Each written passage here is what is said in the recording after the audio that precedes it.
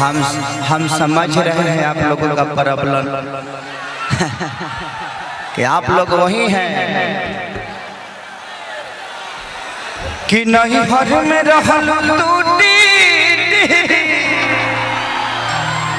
ससुरवा में बोटैलू जा तलागे सैये के बेलल रोटी खइलू जा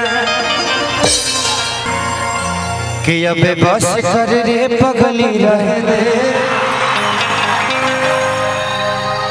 दर्द दिले बड़ी पहले मरगाना 9 तारीख के रिलीज होने वाला बाबा कि सैया ने देखा ऐसे मैं पानी पानी हो गई। आप लोग को देखना है कि अक्षरा जी कैसे पानी पानी हुई है मेरे देखने से। बहुत अच्छा काम किया उन्होंने।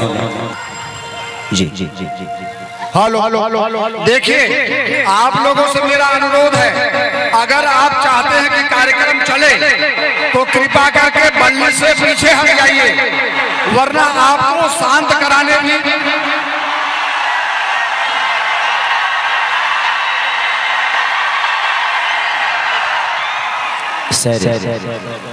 ये बड़े अच्छे लोग हैं, आप बिल्कुल निश्चिंत रहिए, मैं इनको बैठा लूंगा, कुछ नहीं होगा।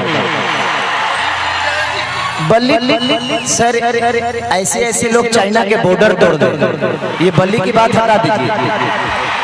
आप लोग से निवेदन है कि देखिए ये व्यवस्था आप सबके लिए ही की गई है, तो आप लोग थोड़ी सी संयम बना के रखिए और प्यार से, ताकि किसी को लाठी डंडा चलाने की जरूरत ना पड़े, क्योंकि ये लाठी अगर आपको लगता है तो लगता है कि खेसरिया को कोई मार रहा है, इसीलिए मैं नहीं चाहता।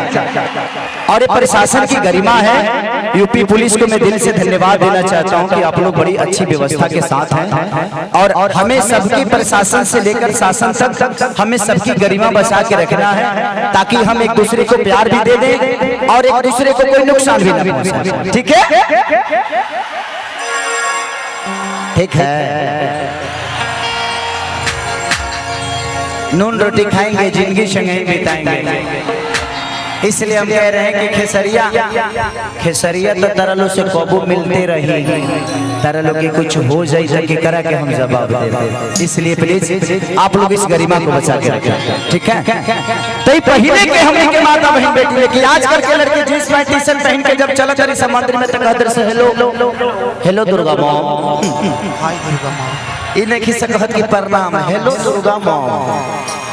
लेकिन क्या करब, गाना का बता सब कि ये दिल आशिकाना, ये दिल आशिकाना, माई मंदिर छोड़ के भागल बड़ी चौरा में, मैं अब ये करे दिल आशिक भइल बा, हमार जहां भल के नेपाल के भूकंप यूपीओ में झटका दे दी, चल है नहीं। लेकिन अब गाना बजाने से सेवा आ जा लो,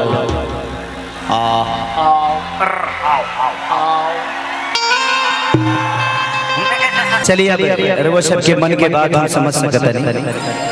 एक चीज में बात की, पहले के पूजा में और आज के पूजा में बड़ा फर्क हो गया भाई। पहले के हमने के माता बहन बेटी से मंदिर में जा रही है तो बड़ा खूबसूरत गीत गावत रही है, जबकि आज भी पुरनिया जब जाला लो तो बड़ा निमन गीत गावला लो बाबू के न्याई को बारे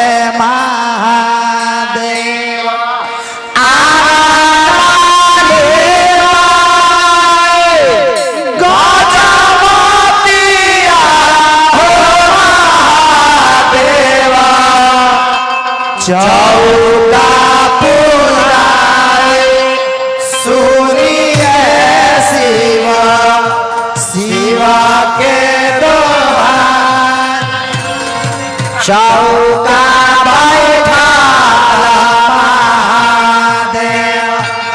गहिले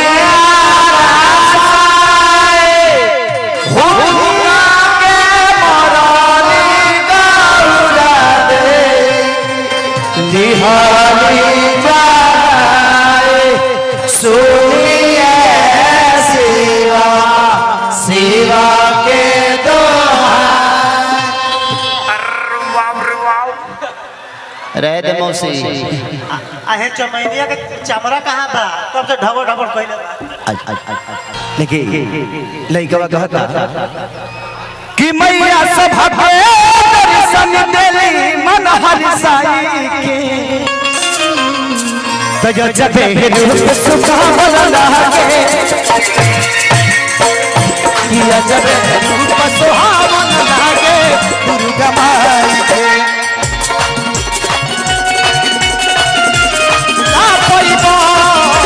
मजा के करे पाके तू बोला ना पैबा भोला जल भगवान ए ना जाऊ भगवान भक्ति रूप सुहावन लागे दुर्गा माई के जब रूप सुहावन लागे दुर्गा माई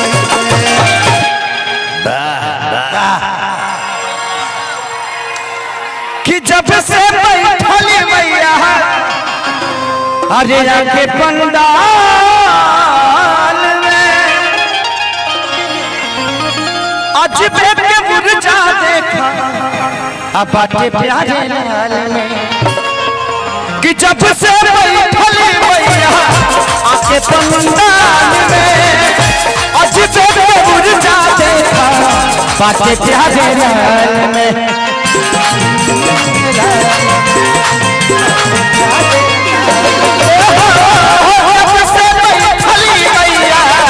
आके पंडाल में अजबे मुरझा देखा बाटे प्यारे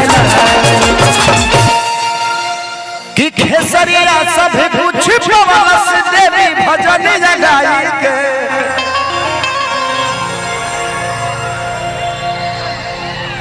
जिंदगी में हिम्मत महारो बिशारो न राम को। हम अपना जीवन में हम करोड़पति बाप के बेटा तो रहनी ना तू लोग जानते बड़ा लेकिन एक चीज रहे हमारे जीवन में कि हमके कुछ बने के रहे और हम रास्ता ना भटके। जीवन में अगर बहुत कुछ पावे को ना तो अपने माँ बाप के खूब सेवा करिए, उससे बड़ा संपत्ति इस धरती पे कोई नहीं है। क्योंकि बड़े पुत्र पिता के घर में खेती उपजे अपना कर में पूजा करे के ना एक घड़ी बुनियाद हरि यादों में बुनियाद तुलसी संगत साध की हरे कोटा अपराध। कोनो जरूरी नहीं के 24 घंटा भगवान के नाम ले लगे एक घड़ी बुनियाद आधो में बुनियाद, लेकिन माई बाबू के हमेशा सेवा करिए लो। उससे बढ़ के संपत्ति धरती पर कुछ ना होला। हमारा बाबूजी के कही हमके मिलल बा। हमारे बाबूजी चाना बेचत है और आज चाना बेचे वाला के बेटा रुआ सबके दिल के राजा बन गया। किसैया ने देखा ऐसे मैं पानी पानी हो गई।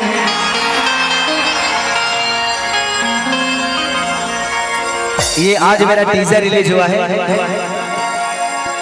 6 साल बाद अक्षरा जी के साथ मैंने काम किया। अच्छी अनुभव थी। उनके साथ जितना दिन रहा बड़ा सुखद रहा। वही जी रहा बल वही जी। मैंने दोस्ती के कोनो मतलब ना होला। तारा लोग के दिमाग में वही जी बना। मैं अपने जीवन में मेरे रिलेशन बहुत अच्छे रहे हैं। और सबसे बड़ी बात यह है कि मैं नहीं भोजपुरी में जो कि इंडिया का सबसे टॉप रैपर बादशाह, पहली बार जब भोजपुरी गौले हम तो दिल में गदगद हो गया कि हम एक पंजाबी सिंगर से भी अपने भाषा का शब्द बुलवाए। अरे हम तो सलमान खान से बुलवा देनी हो तो पहले बादशाह ही है। बिग बॉस में गए थे तो हम बोले थे कि आपको बोलना पड़ेगा सर, हमारे भोजपुरी के 2 शब्द तो बोल दीजिए। तो जीवन में अगर आप चाहते तो आपकी भाषा कमजोर नहीं, आप कमजोर नहीं, बशर्ते टारगेट आपका अपना होना चाहिए। अपने बुजुर्गों का आशीर्वाद लेते हुए आगे बढ़ो। दुनिया में कोई तुम्हारा हाथ नहीं पकड़ेगा। कि जब से बैठले मैया अरे आके पंडाल में अजबे के मुरझा देखा अरे बाटे प्यारे लाल में तो खेसरिया सब कुछ पवस देवी तजबे रूप सुहावन लागे किया जब रूप सुहावन लागे दुर्गा माई किया जब रूप सुहावन लागे दुर्गा माई किया जब रूप सुहावन लागे दुर्गा माई किया जब रूप सुहावन लागे दुर्गा माई किया जब रूप सुहावन लागे दुर्गा जब रूप सुहावन लागे हमारा माई किया जब रूप सुहावन लागे हमारा चलिए पानी